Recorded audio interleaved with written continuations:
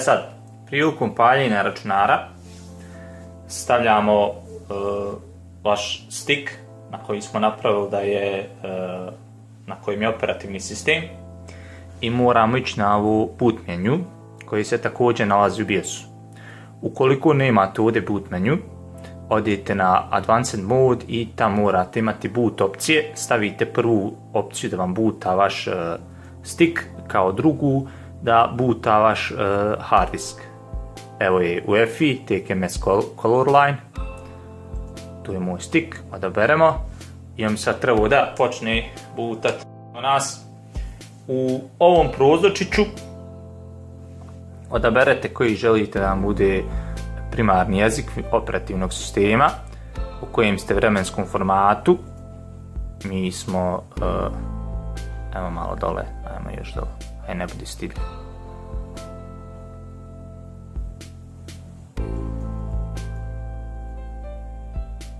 Evo ga. Time and currency, keyboard input method. Ovdje vi, ako imate domaću, možete staviti Croatia ili Hrvatska.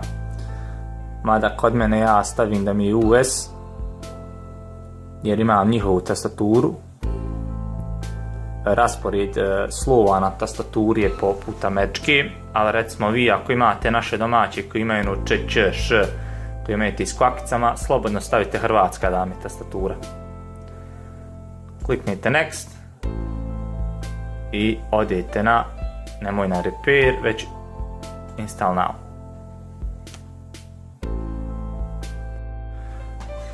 Ovdje kliknete na I don't have product key, ako ćete kasnije da ukucate svoj produkt, i odaberete koju hoćete opciju. Mi hoćemo Windows 10 Pro, 64 bitni, i kliknemo na Next.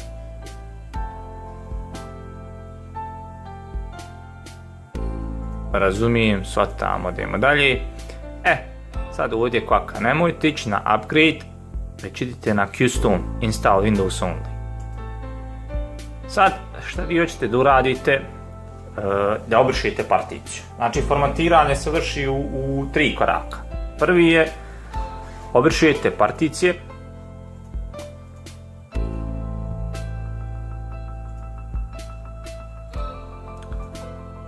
Drugi je da kreirate nove particije koje su zdrave.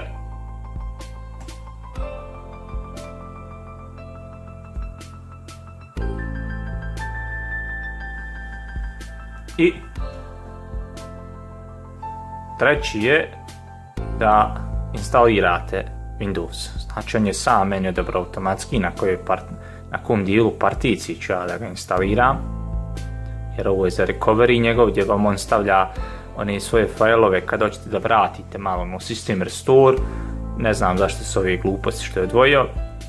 Samo kliknite Next i on je počeo konfiguraciju Windowsovih failova, odnosno prebacivanje Windowsovih failova na naš hard disk od računara.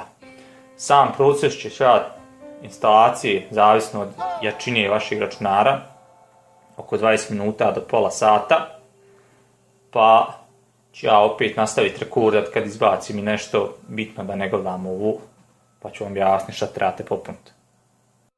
I carke moje, to je to. Kao što možete da vidite, on je sve sam završio, nije mi izbacivao više nikakvih zahtjeva šta da setupam na njemu. On sad postavlja sve podešava vaš Windows za prvo paljenje. Poslije nekog izvjesnog vremena pojavit će vam se desktop, možda postavi par pitanja, ali uglavnom jednostavni koji vam neće biti problem odgovoriti ako imate poznavanje engleskog jezika. I to je to. Vi ste uspješno formatirali vašu mašinu i instalirali novi i zdrav sistem na nju.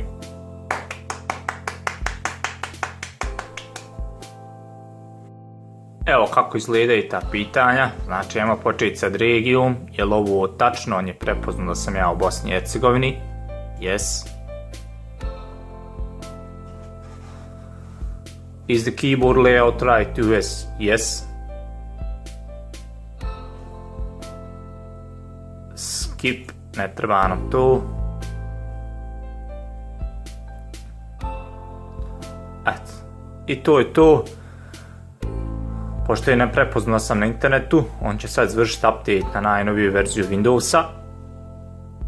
Ne bi trebalo dugo da traje. To je ono što sam govorio, znači par jednostavnih pitanja koji sa najosnovnijim poznavanjem engleskog jezika možete popuniti formu. Sve je automatizovano, on je maltene sve sam prepoznao i postavio mi, znači moje samo bilo da kajem jest, tu stačno prepoznao.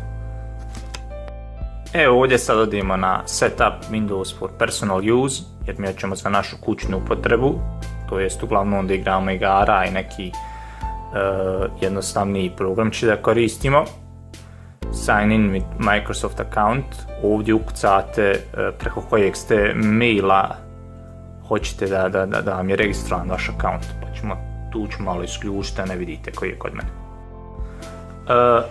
Kad ukucate vaš account, tu je vaš Hotmail koji imate Microsoftov, on će vas tražiti da postavite PIN. PIN možete preskočiti, mada PIN možete nekakav jednostavan staviti. Recimo set a PIN. Nešto jednostavno, ja recimo koristim kombinaciju 11447. Evo vidite, nešto veoma jednostavno. Iz razloga jer ako ga zaboravite kasnije ćete opet morati formatirati mašine, vam ne da uđete. Onda da ste lopov, da ste ukrali svoj računar.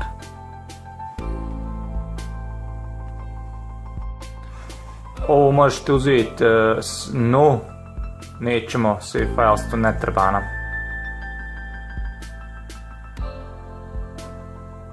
Speech, to accept ovdje. I to je to. Evo nas, hi. Sprema nam sad ćemo po prvi put da imamo pristup desktopu. To je to, tu smo završili znači sva pitanja koje nam je mogu postaviti i ispostavlju.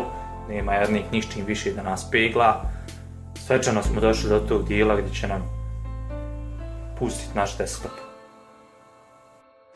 Eto ga dječki i djevojčice, konačno smo sve završili. Kod network do want to allow your PC to be discoverable by other PCs and devices on this network. Yes. I sad imamo čisti svjež sistem koji je zdrav. Možemo na njeg instalirati drivere. Samo jedna sekunda što ću još da vam pokažem kod PC. Ajde, pokaži se. Odete u PC koji ima SSD disk. Znači na SSD-u kliknite Properties, a dobro je ova prva opcija je sad sama isključena. To je to. Sad možete da prebacite svoje drivere na ovu mašinu, programčiće koji su vam trebali, završite instalaciju, gotovo.